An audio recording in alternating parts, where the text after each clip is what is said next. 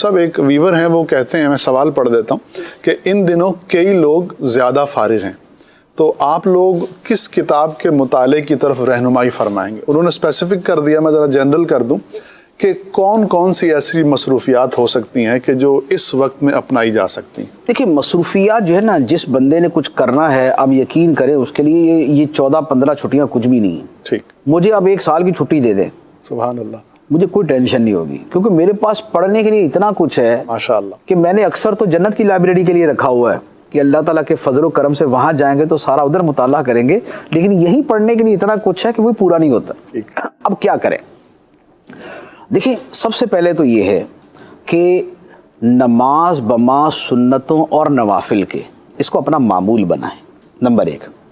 Number 2، قرآن پاک کی تلاوت، اسے اپنا معمول بنائیں، اور بہترین طریقہ یہ ہے کہ جو روزانہ ایک منزل پڑھنے کا فرمایا گیا نا، قرآن پاک کی 7 منزلیں، یعنی 7 حصوں میں ڈیوائیڈ کریں تو قرآن پورا ہو جاتا ہے، تو بھائی 7 دنوں کے اندر ایک قرآن پاک ختم کر لیں، نہایت فضیلت والی چیز ہے، اور قرآن سراسر شفا ہے، ہوا شفاء، وہ شفا ہے، تو لہذا قرآن پاک کی تلاوت۔ اچھا، اتنی نہیں کر سکتے تو چلے جتنی کر سکتے ہیں، نمبر 1۔ نمبر 2، قرآن پاک کی تلاوت میں سورہ یاسین کا روزانہ پڑھنا، اسی طرح سورہ ملک کا جو رات کو تلاوت کرنا، اسی طرح سورہ دخان کی رات کو تلاوت کرنا، کہ سورہ دخان کی جو تلاوت کرتا ہے تو 70,000 فرشتے اس کے لیے صبح تک دعا کرتے ہیں، سبحان اللہ۔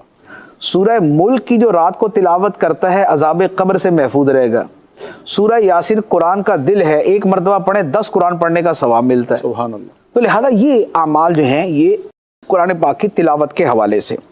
اچھا، اس کے علاوہ بہت اچھا ہوگا کہ جب آپ فارغ ہیں تو یہ سورتیں زبانی یاد کر لیں، سورہ یاسین، سورہ ملک، سورہ دخان اور سورہ رحمان، سورہ واقعہ، یہ روزانہ بھی پڑھیں اور اس کو یاد بھی کر لیں۔ سورہ واقعہ کے بارے میں یہ ہے کہ جو روزانہ سورہ واقعہ پڑھے گا کبھی محتاج نہیں ہوگا، کبھی محتاج نہیں ہوگا، تو سورہ واقعہ روزانہ پڑھنا معمول بنا لیں اور اس کو یاد بھی کر لیں۔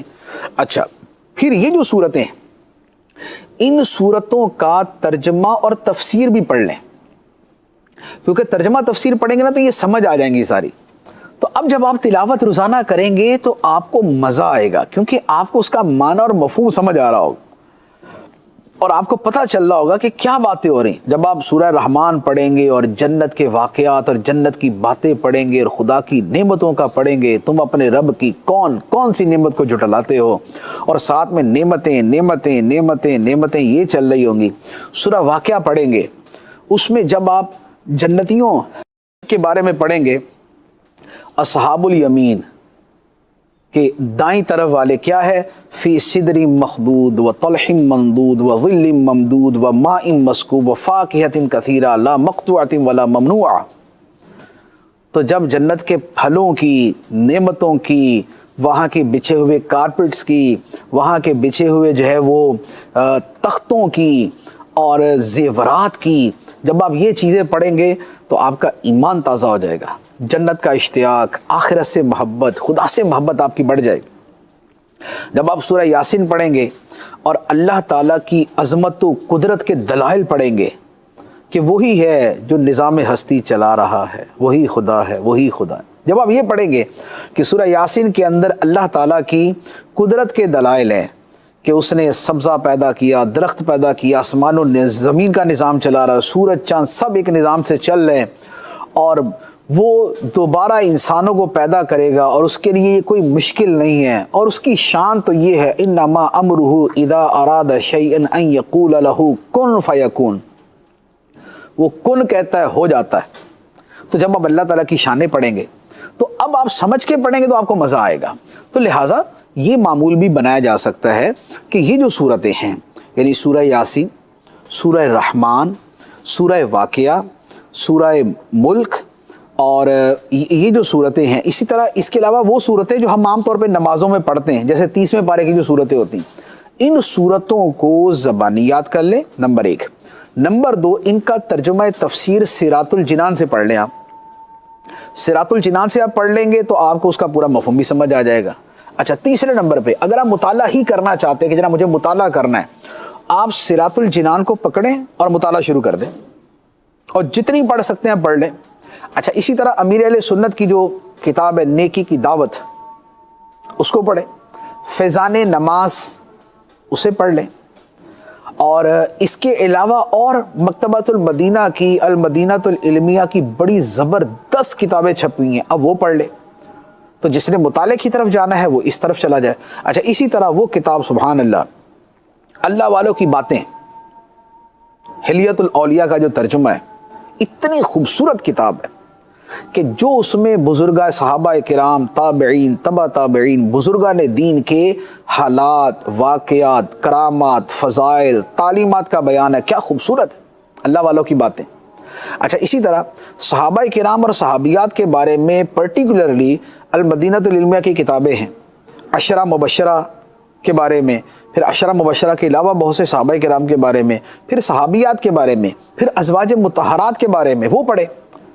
خواتین کا ذوق جو ہے وہ ازواج مطہرات کے بارے میں پڑھنے کا، صحابیات کے بارے میں پڑھنے کا، تو وہ ان کتابوں کا مطالعہ کر لیں۔ تو یہ والی چیزیں ہوگی۔ اچھا اس کے علاوہ آپ نے اوراد و وظائف میں جو شامل کرنا ہو تو آپ کچھ تسبیحات شامل کر رہے ہیں۔ میں 2 تسبیحات آپ کو عرض کرتا ہوں۔ نمبر 1 کلمہ طیبہ لا الہ الا اللہ، سبحان اللہ، سب سے افضل کلمہ، سب سے افضل کلمہ لا الہ الا اللہ، اللہ کے سوا کوئی معبود نہیں، اور اس کلمے کے فضائل کے برابر کوئی کلمہ ہے ہی نہیں۔ تو یہ کلمہ پڑھیں آپ، اس کی تسبیح کر لیں، 1 2 3 4 جتنی تسبیحات پڑھ سکیں۔ اچھا اسی طرح دوسری تسبیح عرض کرتا ہوں، سبحان اللہ و بحمدہ سبحان اللہ العظیم۔ نبی پاک علیہ الصلوۃ والسلام نے فرمایا کہ یہ وہ تسبیح ہے، فرمایا خفیفتان علی اللسان ثقیلتان فی المیزان حبیبتان عند الرحمن۔ فرمایا کہ یہ تسبیح، یہ جو سبحان اللہ و بحمدہ سبحان اللہ العظیم، یہ زبان پر بڑی ہلکی ہے، یوں کر کے بندہ پڑھ لیتا ہے، لیکن میزان عمل میں بڑی بھاری ہے اور رحمان کی بارگاہ میں بڑی پیاری ہے۔ میزان میں بھاری، خدا کو پیاری، سبحان اللہ و بحمدہ سبحان اللہ العظیم۔ تو یہ تسبیح جو ہے، یہ 1 تسبیح 2 تسبیح یہ دن میں پڑھ لیں۔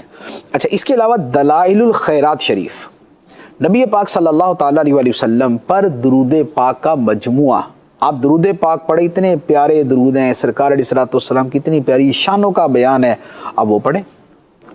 تو یہ اوراد و وظائف جو ہے یہ آپ اپنے معمولات میں شامل کر سکتے ہیں۔